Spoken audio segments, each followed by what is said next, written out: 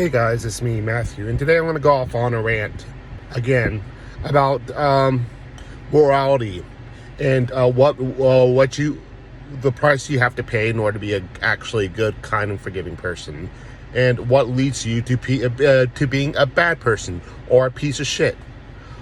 If you want to be a good person, you have to openly admit you're guilty of being an immoral piece of shit. You have to do that, and you have to openly admit that and feel remorseful over it, and try to change for the better. That's what you got to do. You can't cop out and say, "Oh, I'm not perfect. I make mistakes. I have character flaws." Because if you do that, you're trying to avoid taking full responsibility for your own immoral, behaviors.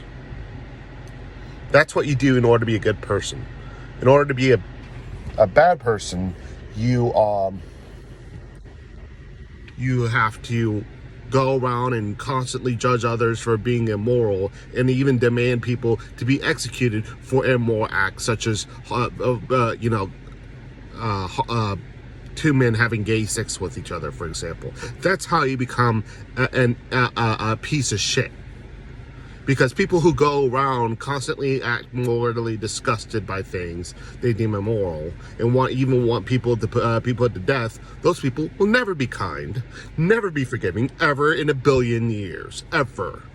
They're always going to be a part of the problem. Those same people who go around demanding homosexuals to be put to death are the same exact type of people who are who will attack others for not having the same beliefs as them. Not only that, but those exact same people cannot be trusted.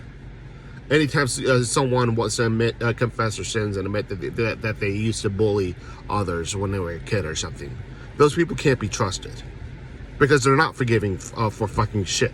And they never will be, and they never be kind, and they'll always be a huge part of the problem when it comes to immorality, because they want to put themselves on the high, very, very, very high moral pedestal, and act like they have the right to judge homosexuals to death, for example, and adulterers to death, when they are guilty of being immoral and doing things that are just as shitty and horrible themselves.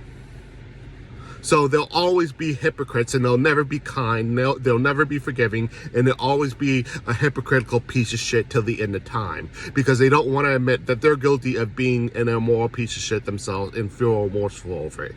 They're too busy sitting on their moral high horse and being morally disgusted by things they deem immoral and wanting to damn people to death because of it. They're too busy doing that to admit they're guilty of being an immoral piece of shit themselves, and as a result, they'll never amount to anything. They'll never be a kind, good, forgiving, open-minded person. They'll always be extremely close-minded, and these exact same people are the same type of people who will go around and attack and persecute others for not having the same beliefs as them, which means these people cannot be trusted.